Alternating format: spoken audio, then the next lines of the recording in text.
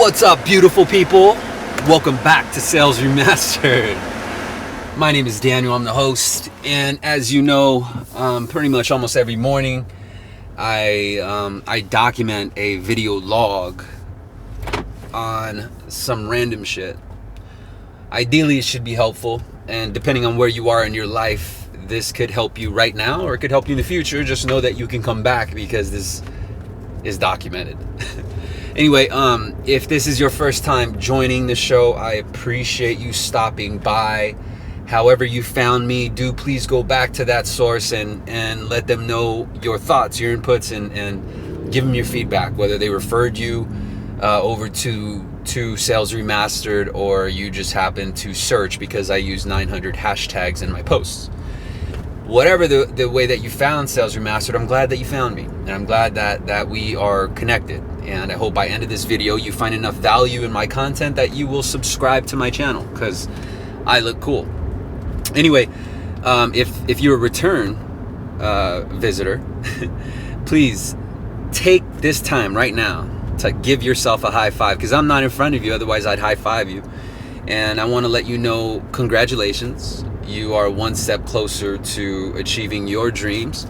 And I'm very confident that you will, simply because you are taking the time right now to listen and learn from other people's point of views. For example, I've been rambling on for 2 minutes and you've been patiently waiting for the subject of this video. Well, the subject of this video, and I'm very glad to have released it, is kind of go a little bit in depth with regards to the content on Sales Remastered. You know, if you go to my homepage on YouTube, you're gonna find out kind of like a demo, right? Like a demo video. It's an informational video. It's called a greeting video. And what it does is it gives you kind of just like a preview what's to come, or what kind of content you'll find in the channel. In case you don't like to read, I don't like reading either, so I prefer audio books or listening to YouTube videos rather than music. But if you don't like to read and you didn't read the about section, you will learn what Sales Remastered is about on that video. And essentially, it's not just about sales. Although Sales Remastered has the word sales in it, I happen to be a sales junkie. I'm a sales enthusiast. I've been in sales all my life. It is a topic that I'm very, very strong in. If sales were an art, I'd be an 8th degree black belt. Like, I'd be fucking master status. And I don't say this to flaunt because I want your approval. To be honest with you, it's really up to you if you choose to use these techniques and these tactics. But where I'm getting at is the reason why Sales Remastered is called Sales Remastered is because my idea was to remaster the perception of sales. Whereas sales right now has a negative outlook, has a negative spotlight. But at the end of the day, when we actually realize and break shit down to the bare minimum, we are all in sales. Whether we sell ourselves to our spouse, to our kids, to our mate, to our boyfriend, our girlfriend, our employer, our boss, so on and so forth, our parents, our mom, our dad, our uncle, whoever. Believe it or not, you are selling yourself all the time. Not like hooker status. This isn't fucking taxi cab confessions. What I'm talking about is that you sell an idea, whether you want someone to agree, or you want to demonstrate your point of view, or you want to earn a job, or you want to keep a job, or you want to avoid a job. Each and every single situation, you have the ability to sell your point of view. And dependent on your ability to sell your point of view will determine the results of whether or not you're going to continue that point of view. If that makes sense. And so you can chop it up and apply it to your life however you wish, but I'm hoping that you'll agree that somehow, some way, sales is part of your life. And you might be responding back to this video and say, well, Daniel, sales isn't part of my life, bro. Sales is communication. And to that, I acknowledge that statement. And I do agree, sales is communication. And if you'd prefer I call it Communication Sales Remastered, DM me. We'll chat. But for now, it's called Sales Remastered. And if sales is communication, the communication is life, and life is sales. And where I'm getting at is my idea here is to not only help put a positive spotlight back on the salesman, the negative fucker that tries to make a commission and do good by his clients to feed his fucking family. Does he like to splurge? Sure. But does he hustle his fucking face off and take massive risk? Yes. Is that a reward to take the risk? Is that a reward to fucking be in sales? Is that a reward to, be concerned about how much money they'll make? Well, I don't know, because I'm not in a position to judge what a reward is. Just like I don't judge what a reward is to you, you shouldn't judge what a reward is to others. You see, where I'm getting at is we all go through our grind. We all have an intent to provide for our family, or to provide for our kids, and to provide for our mortgage holder or our landlord or our grocery store. We have all these different obligations. And again, since sales is part of your life, you may have sold yourself that you just can't face rejection. Or salesmen are only worried about feeding themselves, or paying their mortgage, or paying their landlord, or paying their grocery store, just like you. And whether you sold yourself on whether salesmen are good or salesmen are bad, you sold one of those point of views to yourself, and thus it reaps out of your pores, because you are creating that energy of your belief, right, of your view. And this is just how it is. You could tell a lot of things from people without even talking to them.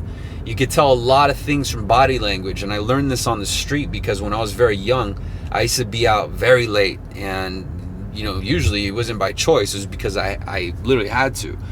And in doing so, I came across a lot of fucking weird people. I used to walk the streets and fucking, run into bums and con artists and people just looking to get over on you, and there are things that I was able to pick up, like the way people dressed, or the way that people carried themselves, how clean their hands were, the cleanliness of their shoes, their grammar, and I was able to do it so well in person that I'm able to do it now on the phone. There's certain things that tell you about other people. And, I don't want to ramble on a separate subject. I got other content on how to use people's email addresses, or people's employment title, or, their credit report, their credit score, to gain leverage so that you can become the educator, you can become the consultant and sell more. And so you'll find that content there. But I wanted to really kind of just put a positive spotlight on salespeople. For however you feel, if you're one of the people that have a negative view on salespeople, believe it or not, salespeople, number one, a salesperson is a fucking president of our country. And this man, who's currently the president of the United States, is a great salesman. He's a great marketer, great businessman. And to kind of look at the history of presidential elections and to see our current state in 2017, August, I don't have any views. I don't have any opinions. I mean, I don't know Trump, besides what I see on media. And I think that at the end of the day, all he's doing is just being real and voicing his opinion. I can't hate him for that. His decisions or past decisions or choices, I don't know too much into. I'm not going to dive into that. But what I'm going to get at is that whether you choose to let external factors determine your internal happiness is up to you. What I believe is that you sold yourself on that.